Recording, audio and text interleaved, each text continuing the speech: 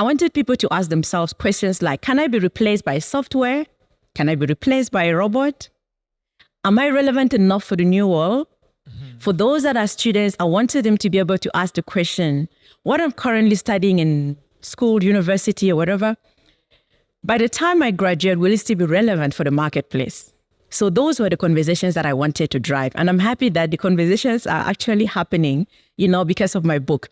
When I published the book, I didn't think anything would become of it. Being a first-time author, I thought, no one is going to pay attention to this. Yeah. But did you self-publish or you found a publisher to publish the book for you? That is a whole story on its own. I couldn't, Publishers would normally, you have to be like famous, in my opinion, for them to even look at your direction. So I self-published and it took forever for that to happen, but eventually it happened.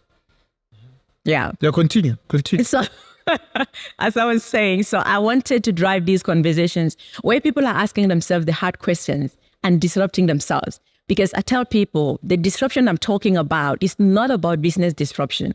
Because for so long, when we hear about disruption, we attribute it to the business world. Oh, it's the new Uber disrupting the taxi industry. Or it is your Airbnb disrupting the hospitality industry. So people attribute disruption to businesses. It's almost like it's something that has nothing to do with them.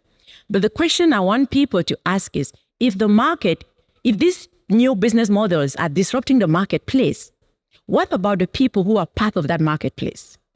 Because if you are not doing something in a marketplace that is constantly evolving and changing, if you remain the same, it therefore means that there's a mismatch. The market is going in one direction and you are going in one direction. And that is where a lot of people find themselves. They think that technology is for a specific industry, or that these top conversations around disruption is only for businesses. Yeah. But individuals, people as well, need to be able to disrupt themselves. So the disruption that my book is addressing is not entirely about business disruption, but personal disruption. Because if you realize your industry is not going to survive technology, it's time to jump ship. If you realize that the degree you're currently pursuing in school is not going to be relevant for the marketplace, it is time to abandon it, perhaps do a 6-month course or go for something more relevant. So these are the questions that I wanted people to ask so that they can be able to disrupt themselves. Because like I said, if you don't disrupt yourself, you will be disrupted. There is no neutral ground. You cannot sit and bury your head, so to say, in sand and expect, I'll get to one day and the world is back to normal. Yeah. It's not going to happen. So this begs the question, right? As I'm listening to you, I'm actually trying to understand what exactly does it mean for me to disrupt myself? If I'm listening to you now and I'm thinking, there's actually something I need to do to disrupt myself before I get disrupted. Right. What are the steps that one needs to take? And what exactly should I look at to realize that I might actually get disrupted here? Right. And the second question then becomes, is there a way you could have seen that you were about to be disrupted yourself when you're in that space where you're being retrenched? Okay, interesting. Let's start with the first question. With the first question, I would say, first of all, ask yourself the question, how is technology affecting my industry, whatever industry you are? How is technology impacting my industry? How is technology impacting my profession? Now, when you ask those questions, you are going, the mind is powerful. When you ask certain questions, it directs you towards the answers.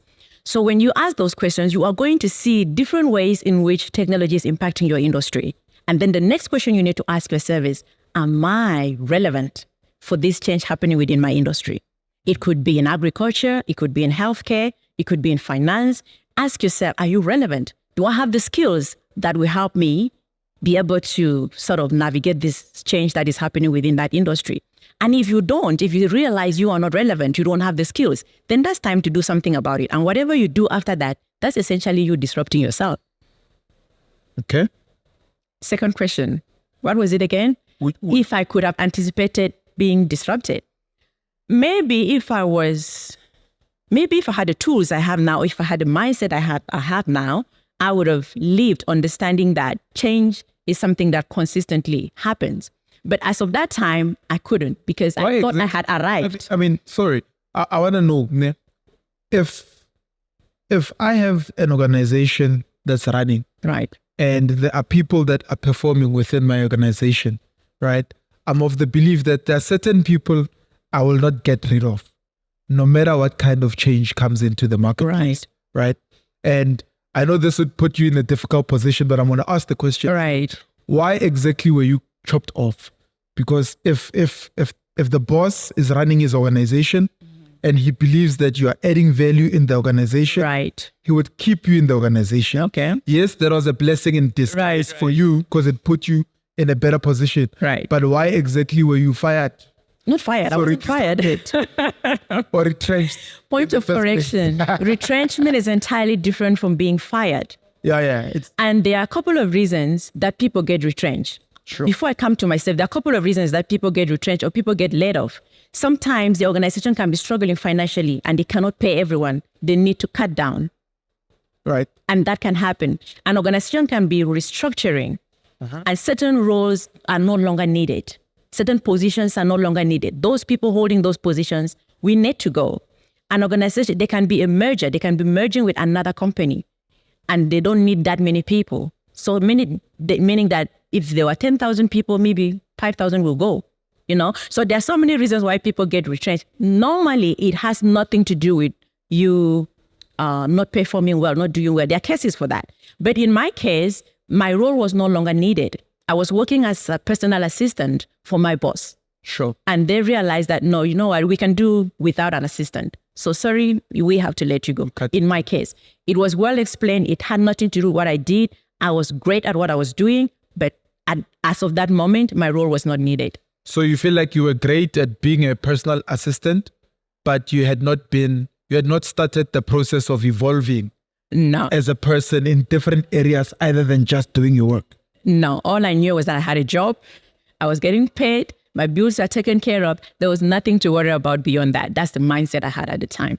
Yeah. So that's why I'm asking, what is it that you think you would have done differently now, given the fact that in the space where you're in, right? You're coaching hundreds and potentially thousands of people on how to recognize disruptions within their industries. Right. Because here's what I think, right? And that's where the question was coming from. To say AI is not there to actually replace people. I believe that that's a totally wrong narrative. I feel like AI is there to help those who are performing to perform even better. Right. Understand?